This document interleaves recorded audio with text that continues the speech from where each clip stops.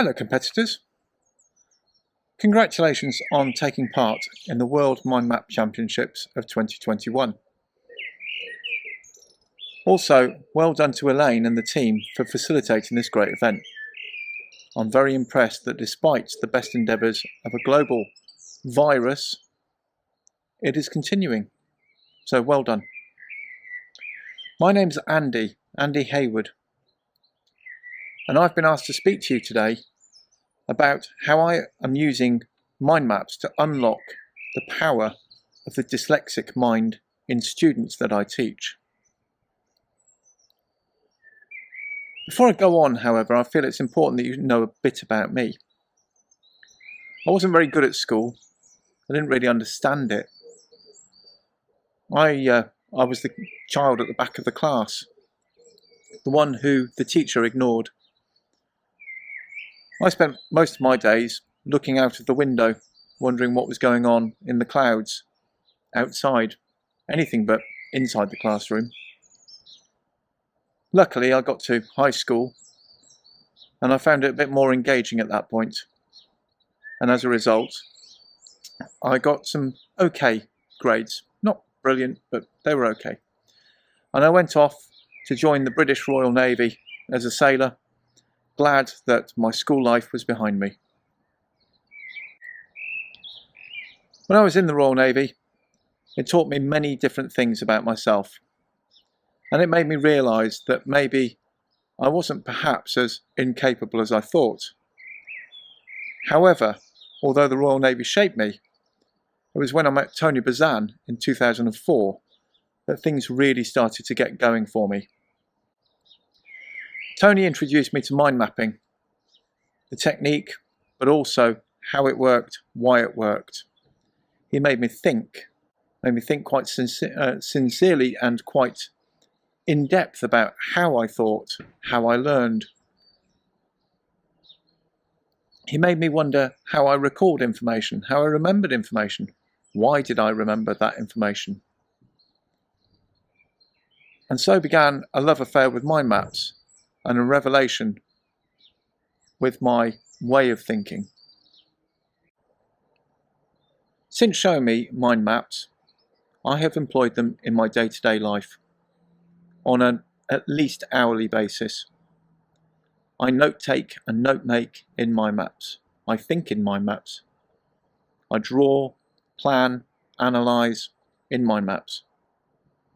The technique really spoke to me, and it's because it really spoke to me that I wanted to share it with other students who, like me, were struggling at school. As a result, I set up a company called revisionmentor.com. Revision Mentor is a team of like minds, and we go out to schools and we work with individuals and we help them overcome the difficulties that they might be having at school.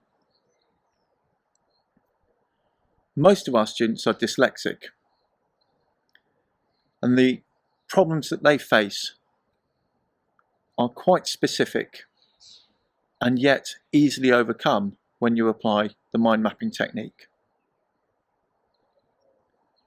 Tony Bazan challenged me as to my thinking. He also, as some of you will know, had a great belief that maybe the education system is fundamentally flawed around the world. Intellect is defined as the capacity for knowledge, and yet we mark intellect on our capacity to remember or to operate in an exam environment for a set period of time in a specific subject which may or may not be of interest to us. So what happens if your interest lies outside of that subject? What happens if your intellect doesn't meet those marking criteria? Albert Einstein once said that everybody's a genius, but if you judged a fish on its ability to climb a tree, it would grow up its whole life thinking it's stupid. So in the case of our dyslexic students, who have real difficulty quite often with language, does that mean that they're not intellectually capable? So what we do is we work with our students and we help them in their struggle against the education system to succeed in their exams, because mind maps are pictures. We use mind maps as a core technique because it speaks to them, it's visual. It bypasses their need to convert text and sound into some form of meaning. Albert Einstein is perhaps the greatest dyslexic brain to have ever roamed the earth. He advanced physics and enabled many of the modern day discoveries that we now know about. His ability to daydream and make associations was key to this, and he used his dyslexic brain to its full potential. Other famous dyslexics who contributed to society include Steve Jobs, the founder of Apple and the inventor of the iPhone, Thomas Edison, the inventor of the light bulb, but more importantly, the electrical distribution system to go with it. Steven Spielberg's creative dyslexic brain has given us some great films. Wilbur and Orville Wright invented in 1903 the Wright Flyer. And also Leonardo da Vinci, he advanced science and engineering of his time. Where would we be without these dyslexic contributions? But for a dyslexic, those associations can go wrong. The following clips give you an idea of what it's like when your dyslexic brain makes the wrong associations. Orville and Wilbur Wright, George Washington, the American president, Henry Ford, the inventor of the Virgin Empire. There was Leonardo da Vinci, who in 1903 invented the Wright Flyer and effectively gave birth to the inventor of the iPhone, Steve Jobs. Richard Branson, motor car. Steven Spielberg, he advanced science and engineering for his time. So as you can see, having a dyslexic brain can result in you making associations that, whereas the information itself is correct, the order you put them in means that you end up with the wrong answer. Mind maps help to combat this because they're visual. They enable the dyslexic brain to see a picture and not have to worry about language processing. That is key to why mind maps work. To understand the dyslexic brain, however, we have to understand how the human brain operates. Professor Roger Sperry won the Nobel Prize for his work analysing the human brain.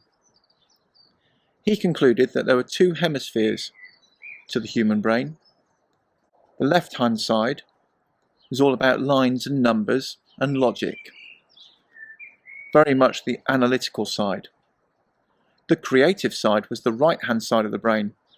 That's where we deal with colour and rhythm and dance and movement. Mind mapping definitely plays to the right-hand side. But it also offers a logic to it that plays to the left. And that is called synergetic thinking, whole brain thinking.